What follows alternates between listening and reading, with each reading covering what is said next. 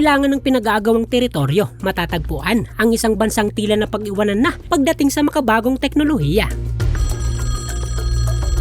Teknolohiyang makakatulong sana sa pag-asenso ng bawat Pilipino at sa pag-angat pa ng ating ekonomiya. Ngunit sa kabila ng matinding pangangailangan dito, tila isa ito sa mga serbisyong napakahirap mapaganda at mapamura na sa tagal ng proseso, tila maraming Pilipino na ang napamura. Sir, pati po kami na mura. Wala po kayong kalaban ang murahin ako kasi trabado lang kami dito.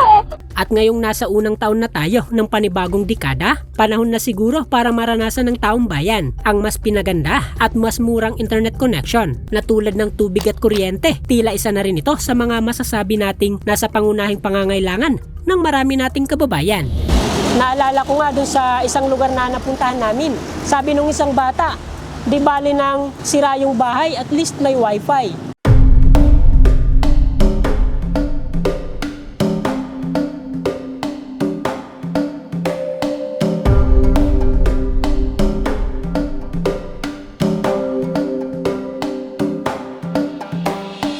Ano-anong hakbang kaya ang ginagawa ng pamahalaan para mas mapaganda pa ang internet services dito sa Pilipinas? Paano nga bang makakaapekto dito ang pagtatayo ng bagong telco? At totoo nga bang bumilis na ang average internet speed sa malaking bahagi ng bansa?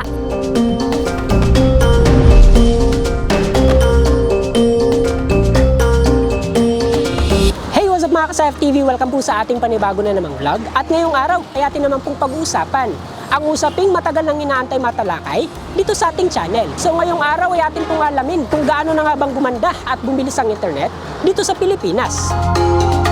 Kaya naman samahan niyo po kami mula sa umpisa hanggang sa pinakahuling bahagi nitong video para malaman ang mga pinakahuling kaganapan tungkol sa kalagayan ng internet dito sa Pilipinas.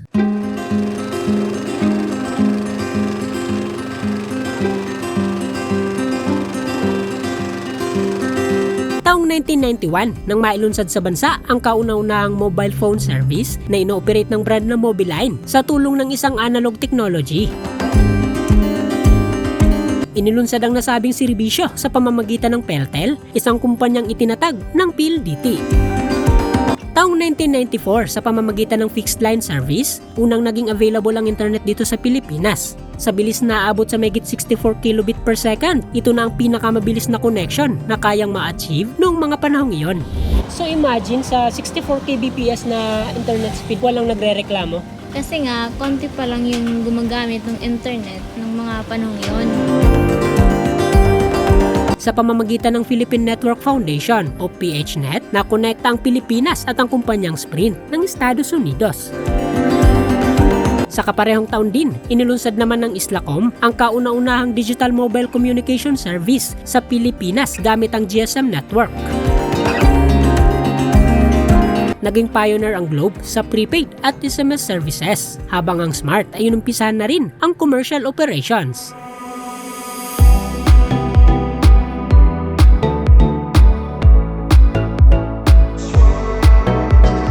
Ipinakilala nito ang mga murang packages na kayang ma-afford ng maraming Pilipino, at dahil sa matagumpay na marketing strategy, kaya taong 1997 nang maging pinakamalaking mobile network ang Smart sa buong Pilipinas.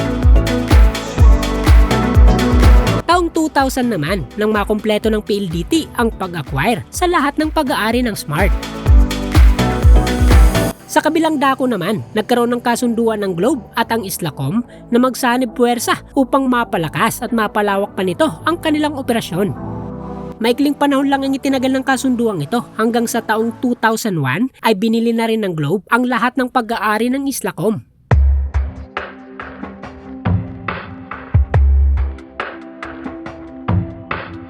Samantala, nakipagsabay na rin ang Bayan Telecommunications o Bayantel sa unti-unti ng nakikilalang teknolohiya.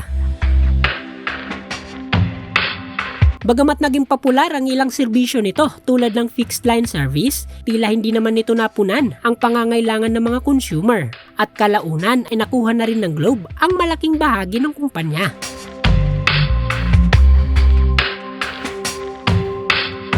Dahil nga sa hirap at mahal magkaroon ng landline phone sa Pilipinas, kaya mas naging patok sa maraming Pilipino ang paggamit ng mga mobile phones. Yan, so mas convenient nga naman yung mga ganitong klaseng gadget kumpara sa landline phones na sa bahay lang natin magagamit. Ang pinakabagong telco naman na nakilala natin bilang Sun Cellular ay tinatag ng digital taong 2001. Dito natin unang na-enjoy ang mga unli text at unli call offer dahil sa maraming Pilipino ang na-attract sa murang offer, kaya tuloy-tuloy ang paglaki ng sales at shares nito sa merkado. Sa kaparehong taon din ay inilunsad ng Globe ang cellular service brand na Touch Mobile bilang direktang kukompetensya sa mga murang offer ng Sun Cellular. Sa brand na ito, nauso ang mga offer na pang-all network. Mabalik naman tayo sa Sun Cellular.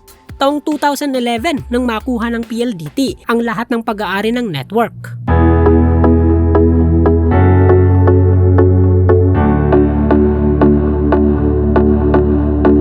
Bagamat maraming network na ang naitatag sa Pilipinas dahil naman sa ginawang acquisitions ng Globe at PLDT, kaya parang sila na lang din ang naglalaban sa merkado. Nalaman na po natin ang naging history ng mga popular na network na marahil ay gamit natin ngayon habang pinanonood itong video. Ngayon naman, silipin naman po natin ang naging timeline ng mobile internet dito sa Pilipinas.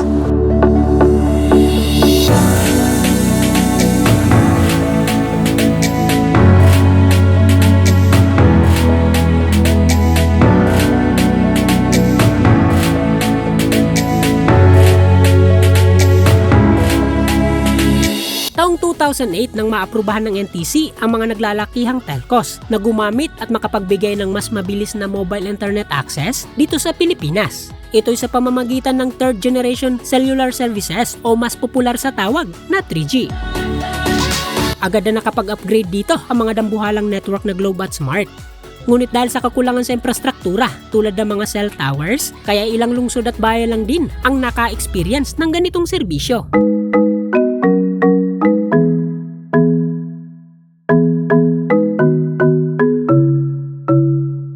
Bigla namang umusbong ang iba't ibang brands ng gadgets na nag-o-offer ng mga 3G capable na mga devices sa murang halaga. Dahil dito, kaya kalaunan ay na-congest na din ang mga naglalakihang network.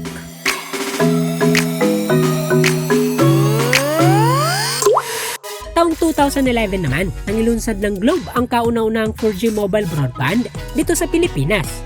Sa sumunod na taon din ay agad naman itong sinundan ng Smart na naglunsad na rin ng kanilang 4G commercial service. Sa mga panahong ito ay ramdam na ng maraming subscribers ang ganda at bilis ng internet dito sa Pilipinas, na mula sa 7 Mbps ay pumapalo na hanggang sa 21 Mbps.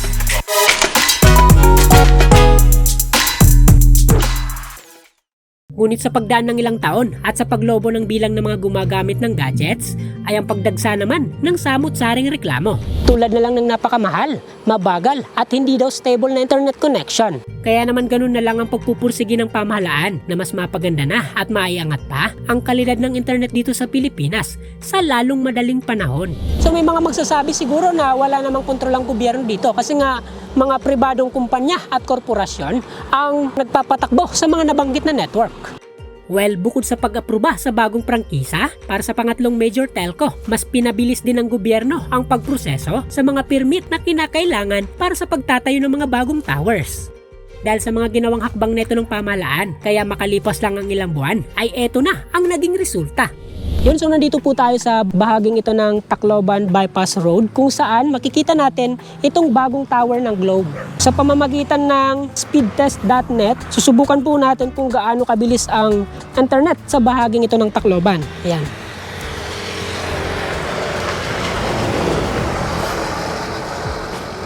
Wow! 30, 38, 7, wow! Grabe, ayos na ayos ang speed dito. Inabot po yung download speed natin ng mahigit 37 Mbps. Ayan. Tapos yung upload speed naman ay mahigit 6 Mbps. Napakabilis na po nun. At syempre, baka sabihin nyo na bias tayo. Kaya maliban sa pagtetest kung gaano kabilis yung Globe, subukan din po natin kung gaano kabilis si Smart. Kaya naman, mula dun sa tower ng Globe, ilang kilometro naman yung trinavel natin para malapitan itong tower ng Smart. Subukan naman po nating speed test ang internet ng Smart. Yung promo nga pala na ginamit natin sa Globe ay yung kanilang Go Surf 50. Ayan. Tapos dito naman sa Smart ay yung kanilang Giga Video 50. So subukan na po natin. Ganun pa rin, speed test, yung ginamit nating application. Grabe. Napakalayo ng diferensya ng Globe at saka Smart. Ilan sa mga factors kung bakit naging ganito kasi yung Globe nakatayo dun sa medyo hindi pa masyadong populated na area, habang itong Smart naman ay dito sa may talaga namang marami na yung mga establishmento at marami yung mga residenteng nakapalibot dito. So yung Smart ay nakakuha ng 0.28 Mbps, ayan, hindi nag-1. Kabi-kabi lang pagtatayo ng mga bagong tower ng Globe, Smart at dito. Kilo-kilometrong fiber optic cables ang naibaon at ibinabaon para sa mga fixed line connections. Speed test dito, install doon. Tila naging abala ang mga installer at lineman sa halos 24/7 na trabaho. But wait, ano na naman tong pinupush ng mga telcos na 5G daw? Totoo ba to o sadyang marketing strategy lang? Mula sa kauna-unahang dial-up connection hanggang sa pinaka-latest na 5G. Tila malayo na nga ang narating ng teknolohiya pagdating sa internet connectivity. Akalain yung ang 64 kbps na pinakamabilis noong early 90s, ngayon ay umaabot na ng humigit kumulang 1 GB per seconds. Dahil ito sa mga naglipa ng high-tech na gadgets at upgraded towers na sa kasalukuyan ay patuloy ang rollout sa iba't ibang bahagi ng bansa. Sa ngayon ay excited na ang marami nating kababayan para sa opisyal na pag-ooperate ng ikatlong major telco. At bago pa man ang full operations ng Dito Telco, samot-saring affordable offer na ng dalawang higanteng network ang iniro-roll out sa iba't ibang bahagi ng Pilipinas. Nariyan ang GOMO, isang bagong network na hawak ng Globe na nag-o-offer ng no expiry data. Naglabas na rin ang Smart ng unli data para sa mga 5G user na pwedeng ma-avail ng mga nasa piling lungsod at bayan. At maging ang Dito Telco ay nagumpisa na rin magpakilala. Bungad ng bagong network ang napakalaking data allocation sa pinakamurang halaga. Bukod sa mobile broadband, umiinit na rin ngayon ang kompetensya pagdating sa fixed line connections. Naglipa na kasi ang mga murang fiber plans offer ng iba't ibang ISP tulad ng Globe, PLDT at Converge. Dahil sa mga bagong offer na ito, kaya mas naging affordable ang mobile at fixed line internet dito sa Pilipinas. Magandang senyales ito para sa mas mura at mas pinaganda pang serbisyo. Siguro darating yung panahon na ₱1 na lang yung halaga ng 1 gig na data. Dahil po yan sa dami ng choices at sa dumaraming internet service provider. Para naman sa mga nagtatanong kung mapapatumba nga ba ng dito ang dalawang higanteng network, well, para sa akin, sa figures pa lang sadyang napakalayo pa nito kumpara sa dalawang naunang network. Sa kasalukuyan, ang Globe at Smart ay may mahigit 10,000 na towers na sa iba't ibang bahagi ng bansa. Halos lahat dito ay na-upgrade na sa LTE, habang ilang porsyento pa lang ang nasa 5G. Ang bagong telco naman na dito ay halos nasa 2,000 na ang towers na karamihan ay nasa mga progresibong lungsod at bayan sa Mindanao at Visayas. Yun, so nandito po tayo sa bahaging ito ng Leyte kung saan ay merong itinatayong tower yung Dito Telco. So ilang buwan na po tayong dumadaan dito at still napakabagal nung ginagawang construction sa tower na ito ng dito. Maraming proseso pa po yung gagawin dito, kaya habang wala pa yung dito, doon lang muna tayo. Yun po yung tower ng Globe at saka Smart. Sa ngayon ay gumanda-ganda na rin ang serbisyo ng dalawang higanteng network. Bagamat may mga nagrereklamo, mayroon din namang satisfied na sa kasalukuyang bilis ng internet. Ganun pa man, importante pa rin na mapabilis at mapaganda pa ang internet services dito sa Pilipinas. Malay natin sa susunod na mga henerasyon, dahil sa bilis ng ating internet connection ay mahabol at maunahan pa natin ang mga tinitingalang bansa sa bahaging ito ng Asya. Siyempre, alamin din po natin yung saloobin ng ating mga viewers. So, mula kay Kevin Sirico, to be honest, may mga times na maganda ang signal, mabilis ang internet pero mas maraming beses ang mahina. Suggest ko lang na magtayo pa sila ng maraming cell sites, especially sa mga province at malalayong lugar na hindi na naabot ng signal ng communication para walang maiiwan pagdating sa pagkalap ng impormasyon. So shoutout kay Kevin Sirico.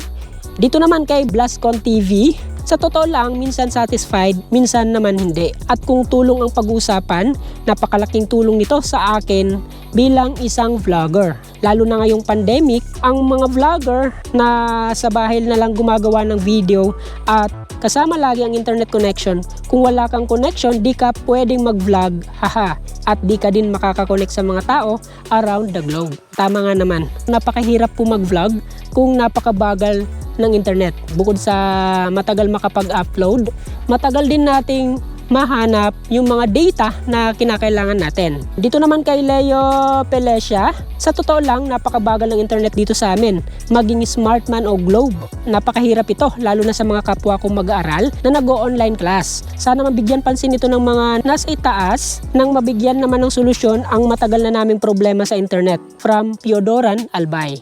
Ilan lang po ang Albay sa mga marami pang lugar dito sa Pilipinas na akalain mong hindi parte ng Pilipinas. Kasi nga, bagamat kabi-kabi lang patalastas ng Globe at saka Smart na mabilis daw yung connection nila, meron na daw silang 5G, marami pa rin yung mga lugar tulad ng Albay na napag-iiwanan sa ganitong teknolohiya.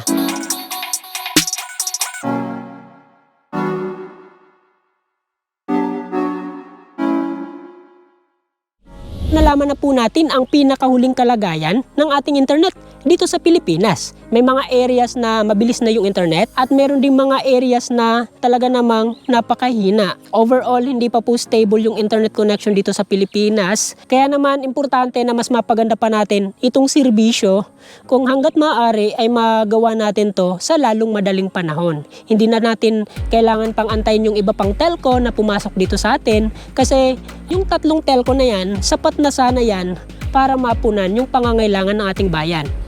Sa ngayon, yan lang po muna at samahan niyo po ako sa susunod ko pang mga vlogs. Huwag niyong kalimutang i-like at i-share itong video na to at mag-subscribe na rin sa aking YouTube channel. Maraming salamat po.